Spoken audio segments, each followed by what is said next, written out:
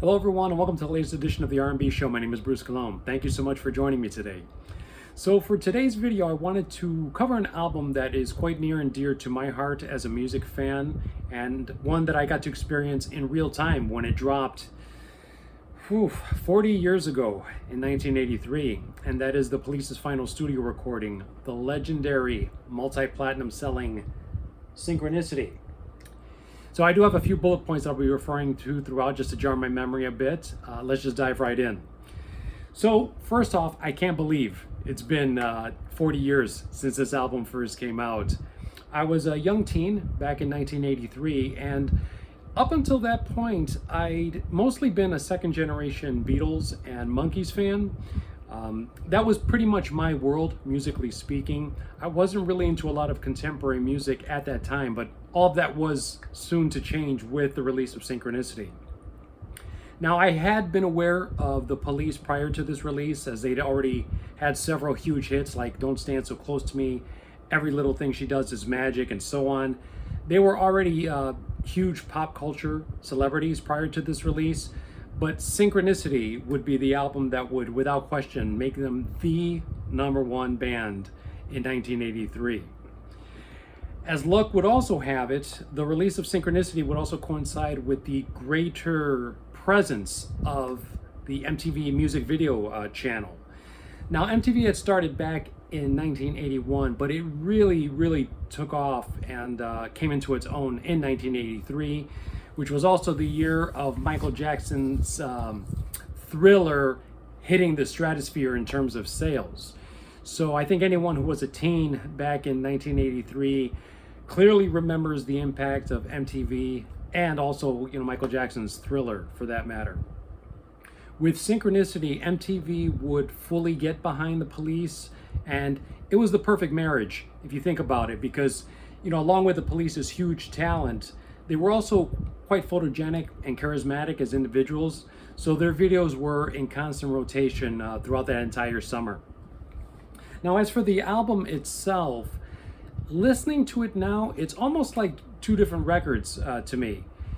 And when I speak of the album, I do have to clarify that I'm referring to the original vinyl release and how it was sequenced in that format.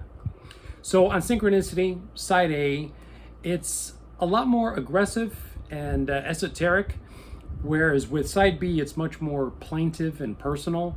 Sting was processing painful divorce at the time, and also dealing with a lot of seedy tabloid coverage in the British press.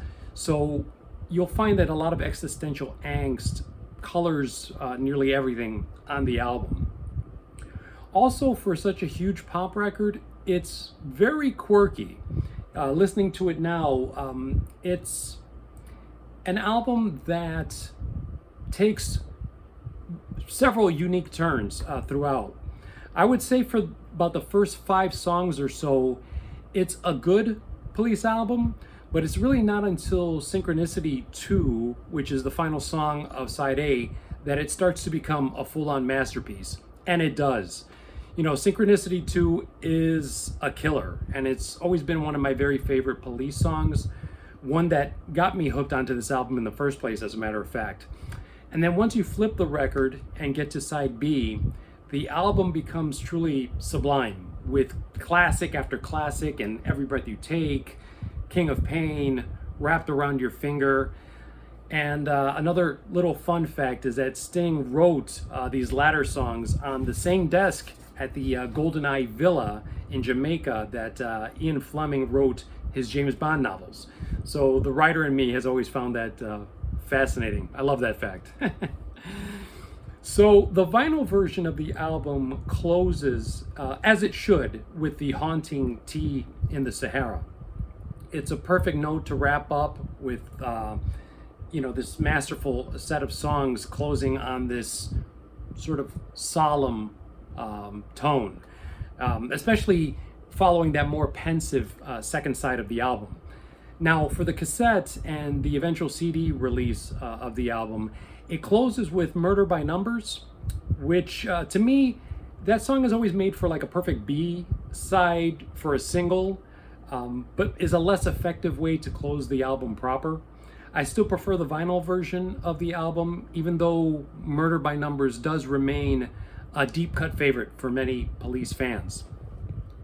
So with Police Mania in full force that entire summer of 1983, I was also incredibly lucky to be able to catch the Synchronicity tour that year. Not only was it my first concert experience, but it was also the tour opener, which took place at the old Comiskey Park on the south side of Chicago. MTV was also out in full force with the MTV VJs like Martha Quinn there. I don't know if you remember her or not, but she was quite big at the time, landed all the big celebrity interviews.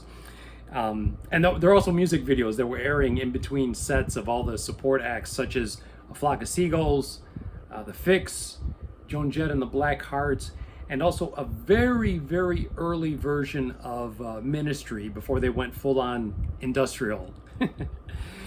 But all in all, great memories of this album and this tour. The Police were the Beatles of my generation.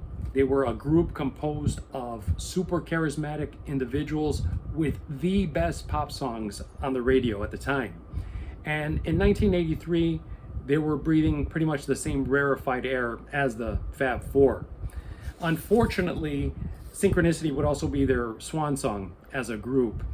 I would continue to follow Sting's career from that point forward, but it wasn't really until 2007, 24 years later, that the impossible happened, and all longtime Police fans got something that first generation Beatle fans never did, and that is a reunion tour with all three original members still intact.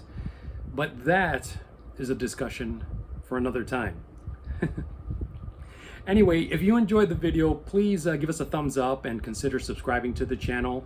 There's a lot of great classic rock coverage on there to check out.